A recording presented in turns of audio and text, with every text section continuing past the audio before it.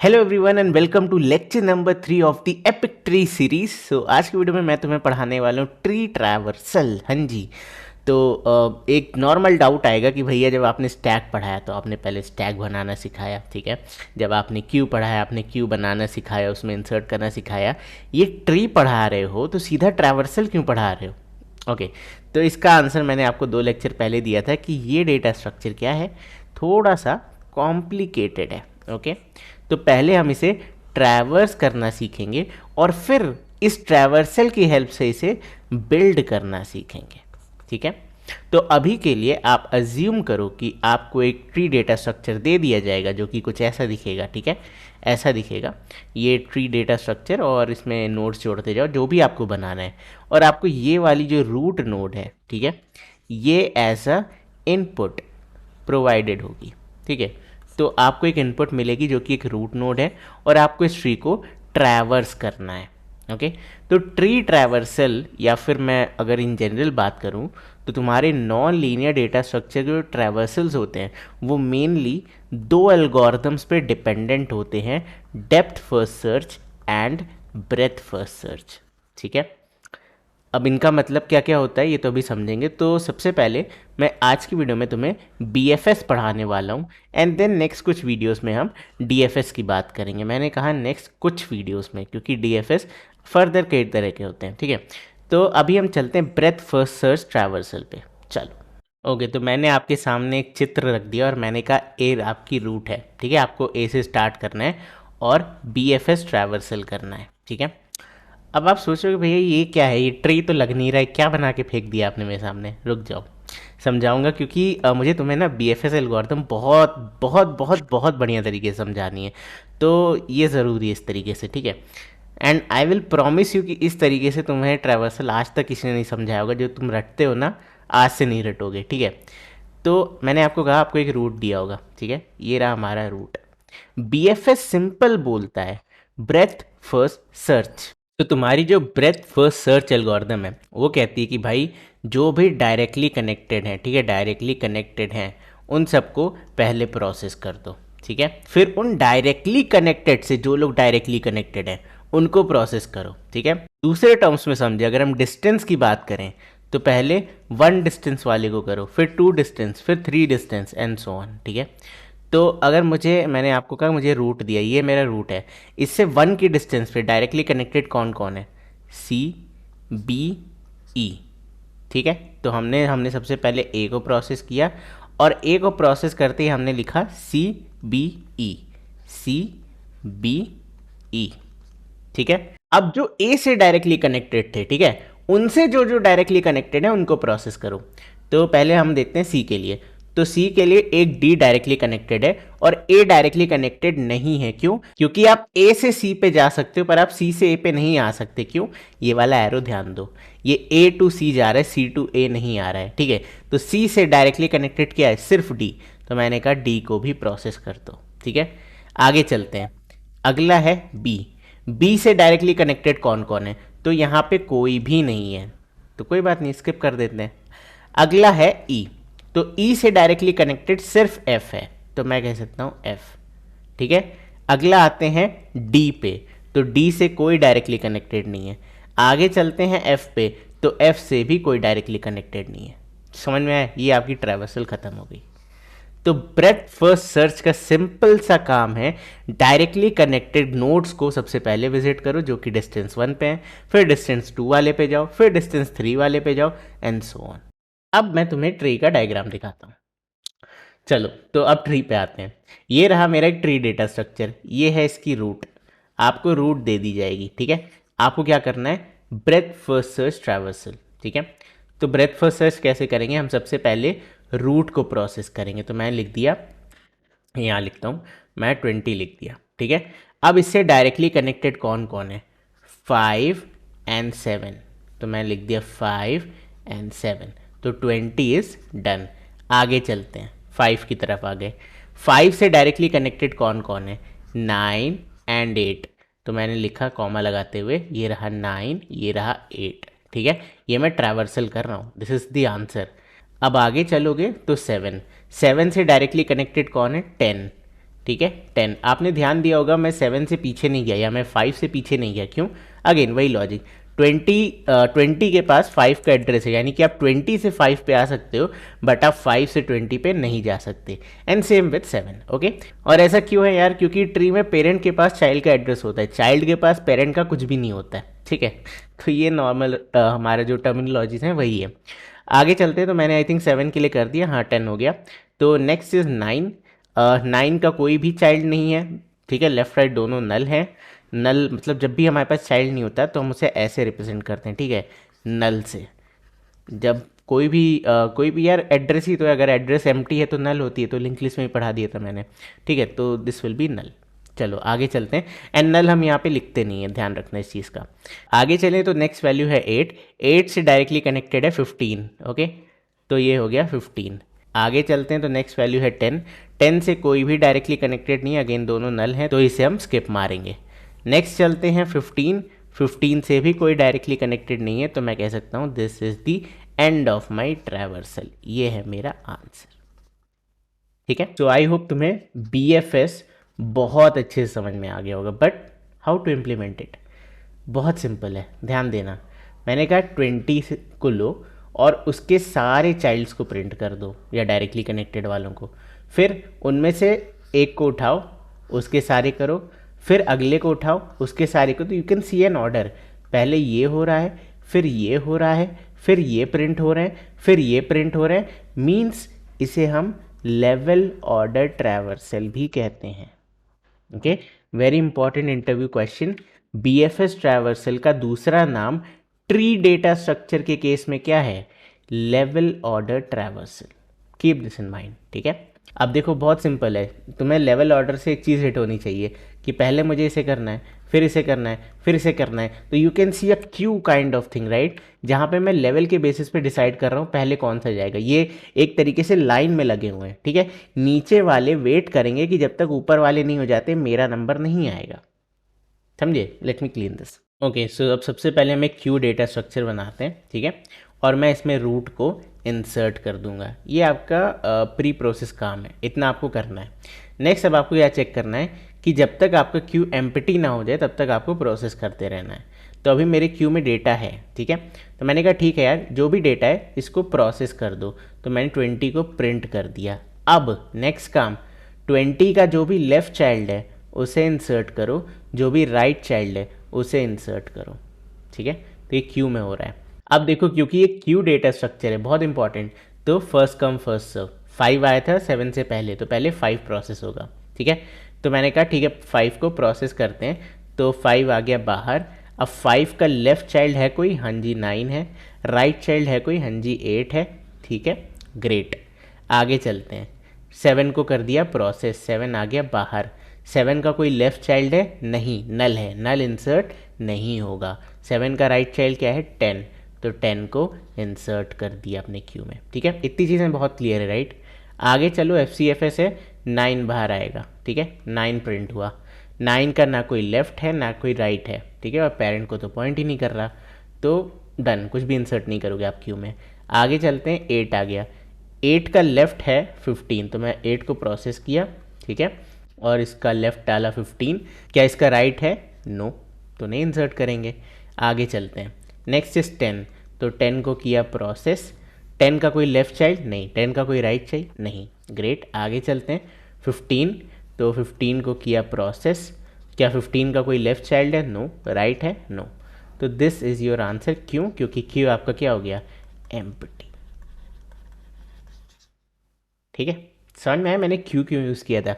क्योंकि एक बार FCFS है, राइट। देखो मैंने तुम्हें अभी बताया, जो पहले आया क्यू में उसे मुझे पहले प्रोसेस करना है, और मैं इसीलिए इंसर्शन जो क्यू में कर रहा हूँ मैं इसी ऑर्डर में करूँगा। मैं डेटा लूँगा, एक रूट नोड लूँगा, सबसे पहले उसका लेफ्ट, देन उसका राइट, ठीक है।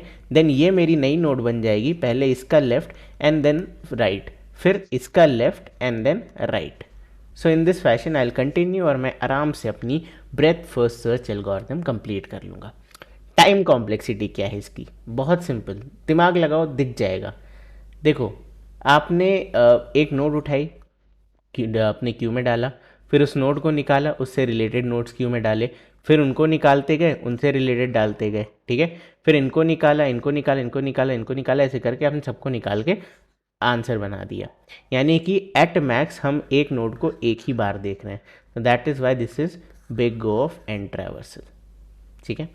So this is the case of PFS of a tree. जब आप ग्राफ के पास जाओगे तब वहाँ पे थोड़ी सी चीज़ें, थोड़ा सा इक्वेशन डिफरेंट हो जाता है। तो वो मैं आपको ग्राफ्स में ही पढ़ाऊँगा। क्यों? क्योंकि मैं नहीं चाहता कि अभी से ही आप विजिटेड एरे और इस सब के चक्करों में फंसो।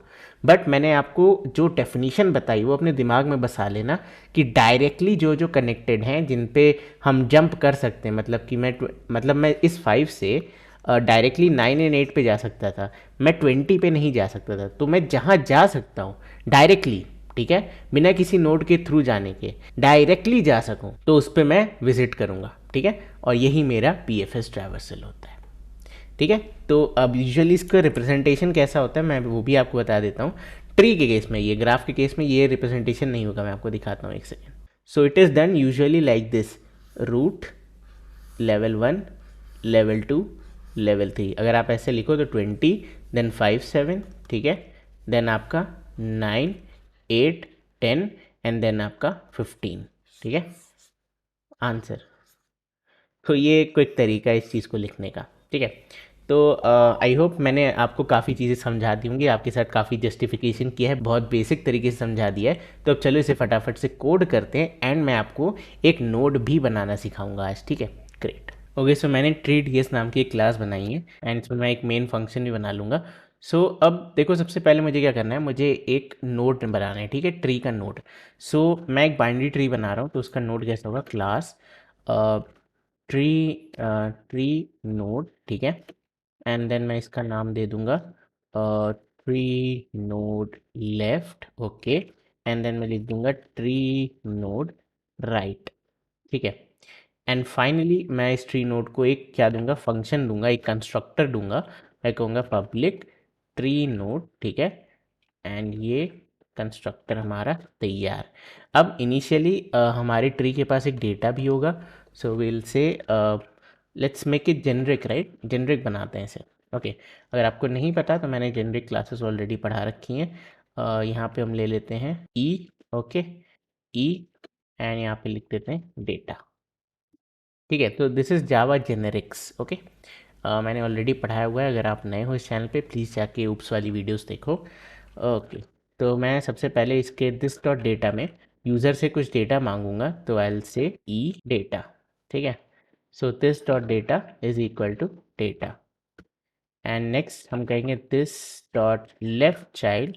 ये क्या होगा? इनिशियली मैंने आपको बताया it will be null. And similarly जो हमारा दिस डॉट राइट चाइल्ड है वो भी क्या होगा? नल। ओके। सो ये है हमारी ट्री नोड की छोटी सी क्लास। ओके, तो मैं ट्री नोड बना दिया और उसका एक कंस्ट्रक्टर लिख दिया। ग्रेट, इसे मिनिमाइज कर लेते हैं। ओके, तो ट्री नोड क्लास तो हमारे पास तैयार है।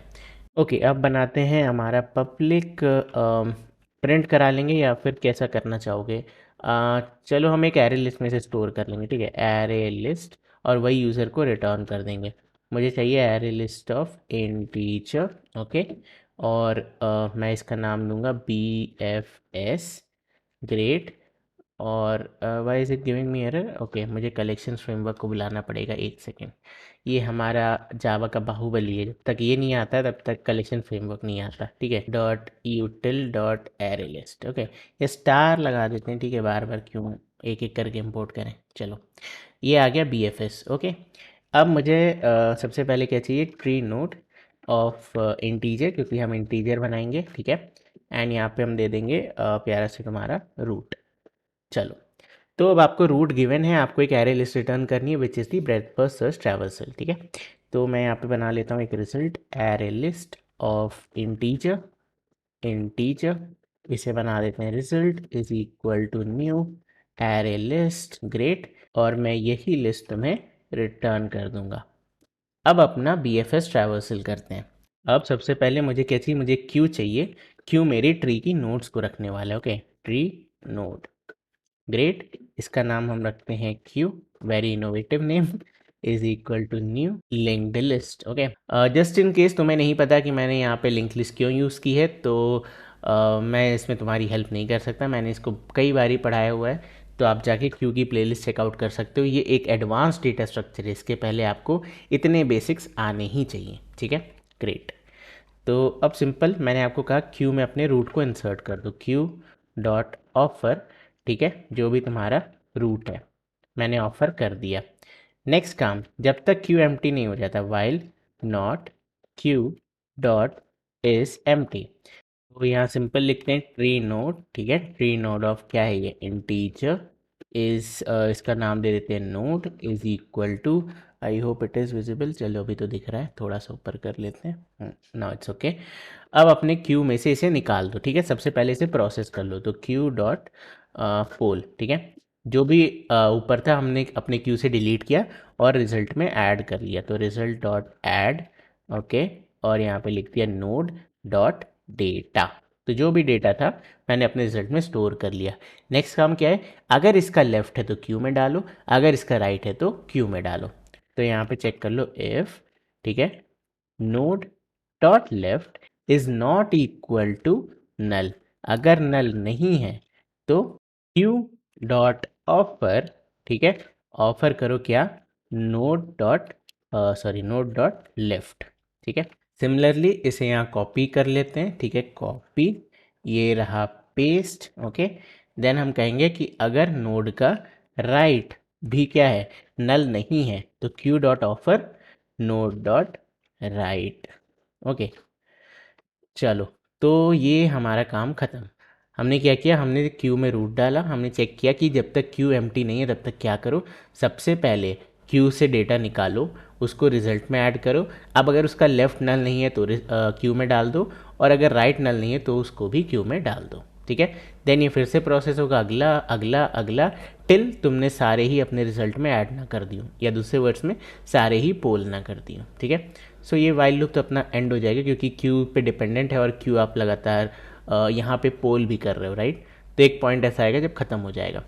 चलो, सो इसके बाहर आ गए, तो बस हमने रिजल्ट भी रिटर्न कर दिया, I think that's it. Okay, so मैंने BFS का कोड लिख लिया, बट आपको ये कोड रन करके दिखाने के लिए मेरे पास ट्री तो होना चाहिए। अभी तो हमने ट्री बिल्ड ही नहीं करा, बिल्ड ट्री हम बाद में पढ़ेंगे। तो अभी मैं क्या करता हूँ, मैं इसे तुम्हें एक ऑनलाइन प्लेटफॉर्म में रन करके दिखाता हूँ, सेम कोड, ठीक है।